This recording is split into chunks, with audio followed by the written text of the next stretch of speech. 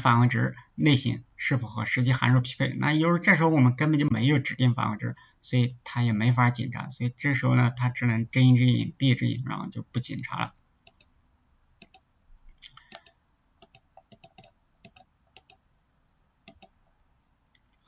然后再来检查连接类型，那还是判断执行这个函数当前的这个线程和那个 Boolean lesson 所在的那个线程，就是 object thread。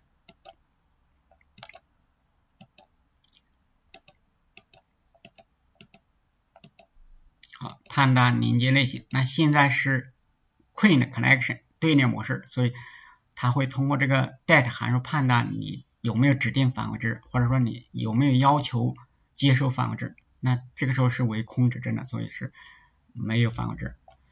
那如果你指定了要求接收返回值，那这时候它只能 return false， 然后给出一个 warning。然后这儿就来